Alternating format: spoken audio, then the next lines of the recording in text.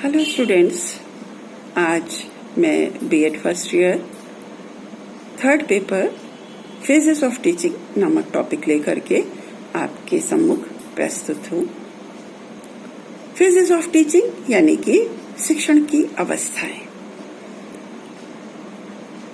किसी भी शिक्षक को कक्षा में जाने से पूर्व कुछ तैयारियां करनी पड़ती हैं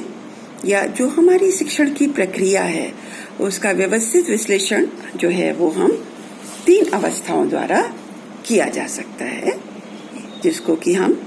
प्री एक्टिव, इंटरएक्टिव और पोस्ट एक्टिव फेज के नाम से जानते हैं। प्री एक्टिव फेज मतलब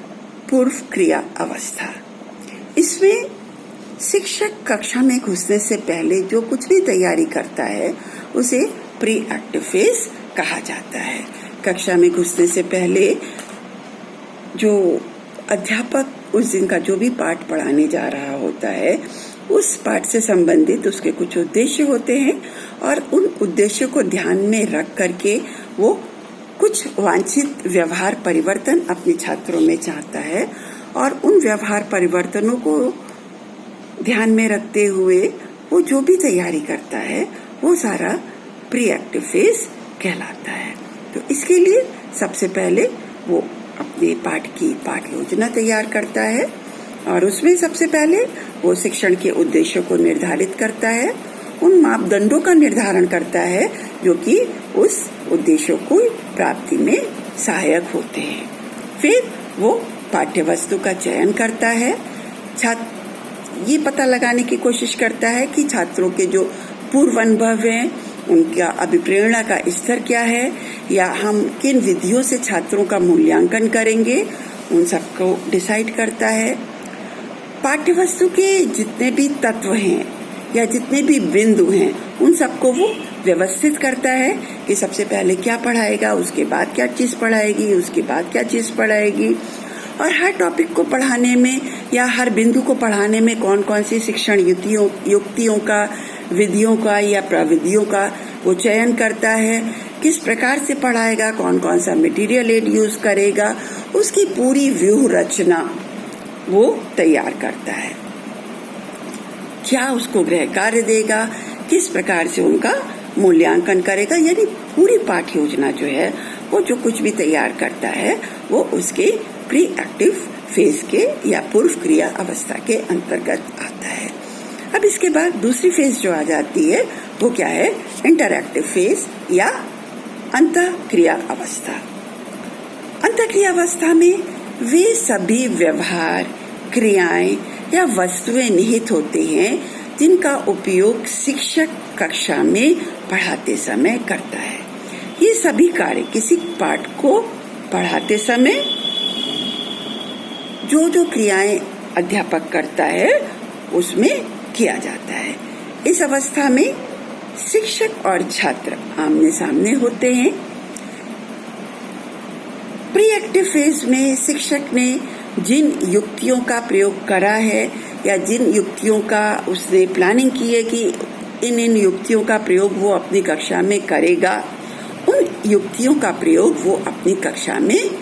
करता है। अब वो उसको इम्प्लीमेंट करता है, उसको अप्लाई करता है। प्री एक्टिव फेज में जिस चीजों की उसने प्लानिंग करी होती है कि ये टॉपिक, ये शिक्षण बिंदु वो इस प्रकार से पढ़ाएगा, यहाँ पर वो लेक्चर देगा, यहाँ पे डेमोन्स्ट्रेशन करेगा, यहाँ पे एक्सपेरिमेंट, मतलब जो कुछ भी प्लानिंग उसने की होती है उन सब का एप्लीकेशन, उन सब का वीडियो वो इस समय कक्षा में करता है। और इस समय शिक्षक व छात्र के मध्य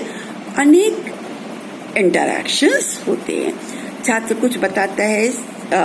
शिक्षक कुछ बताता है, छात्र कुछ पूछते हैं और इसमें छात्रों को वांछित अनुभव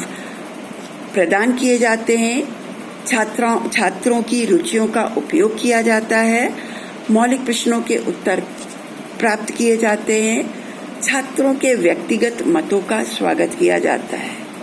तो इसमें जब शिक्षक सबसे पहले क्लास में घुसता है तो सबसे पहले वो क्लास का एक नजर पूरी क्लास पे डालता है कि हाँ, तो वो एक नजर डालने में उसको समझ में आ जाता है कि हाँ, कक्षा में कौन से बच्चे शैतान हैं क्या कौन से छात्र उसको शिक्षण में सहयोग करेंगे और कौन शिक्षण में व्यवधान उपस्थित कर सकते हैं या कौन उसे हतोत्साहित कर सकते हैं। तो शिक्षण के दौरान वो उन चेहरों पे नजर बनाए रखता है। शिक्षण की कक्षा की अनुभूति होने के पश्चात शिक्षक जो है वो ये देखने का प्रयास करता है कि जो छात्र हैं उनका पूर्व ज्ञान कितना है और उनको पहले से क्या क्या आता है, उनकी योग्यताएं क्या हैं, उनकी रुचियां क्या हैं, उनकी अभिरुचियां क्या हैं, इन सब को वो डायग्नोज करता है और उसके अकॉर्डिंगली उनसे फिर वो इंटरैक्शन करता है, प्रश्न पूछता है, उनको रिस्पांस देता है। अब इसमें वो कुछ क्रियाएं करता है। सबसे पहले तो छात्र और अध्यापक के बीच शाब्दिक और अशाब्दिक दोनों प्रकार की इंटरैक्शन होती है। कई बार अध्यापक क्वेश्चन पूछता है, कई बार मौन रह करके या भावों के द्वारा या अशाब्दिक उनके लिए। तो सबसे पहले वो प्रेरकों का चयन करता है कि किस प्रकार से हम बच्चों को मोटिवेट करेंगे, फिर उनको वो प्रस्तुत करता है, उनको रीइंफोर्समेंट देता है और अगर बच्चे का जवाब सही होता है तो उनके रिस्पॉन्सेस को वो स्ट्रेंथन करता है। फिर अगर गलत होता है तो वो उसको नामे सर हिला करके, नहीं भाई ये जवाब गलत है, थोड़ा सा इम्प्रूव करो, या हाँ ठीक है, ठीक जा रहे हो इस जवाब को। तो इस प्रकार से वो अपनी जो भी कंटेंट जो पढ़ाने जा रहा है उसको वो प्रेजेंट करता है और फिर वो देखता है कि हम उसमें लेवल्स ऑफ टीचिंग, मतलब जो लेवल्स ऑफ लर्निंग है, मेमोरी लेवल, अंडरस्टैंडिंग, वो किस स्तर तक छात्रों में जा रहा है, उनका स्तर क्या है, उनके अधिगम का स्तर कहाँ तक वो उसको ग्रहण कर पा रहे हैं, कि केवल मेमोरी लेवल तक ग्रहण कर पा रहे हैं या उनकी अधिगम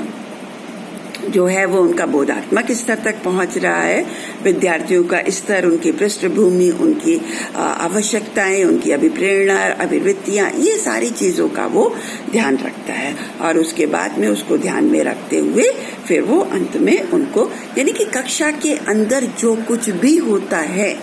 जितनी भी पढ़ाई होती है, जितना भी कंटेंट का वो जो प्रेजेंटेशन होता है, जो छात्र और शिक्षकों के बीच में जो इंटरैक्शन होता है, वो सारा इंटरैक्टिव फेज में आता है। इसके पश्चात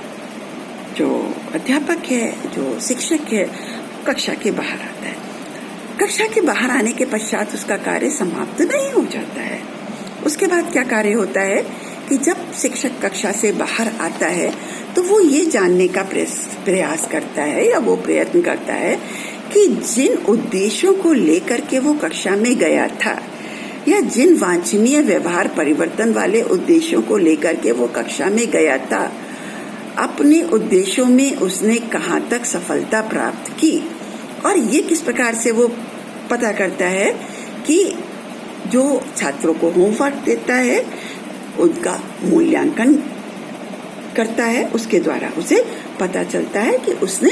छात्रों को जो कुछ भी पढ़ाया है वो छात्रों की समझ में आया है या नहीं आया है, उसका प्रभाव छात्रों के ऊपर पड़ा है अथवा नहीं पड़ा है, या छात्रों के व्यवहारों में क्या परिवर्तन प्राप्त हुए हैं, उसको अपने वांछित उद्देश्य प्राप्त हुए हैं अथवा नहीं हुए हैं। अगर उसको उद्देश्य प्राप्त हुए हैं तो वेल एंड गुड, और अगर वांछित उद्देश्य प्राप्त नहीं हुए हैं तो वो अपने उस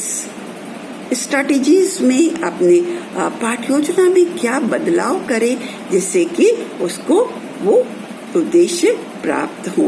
और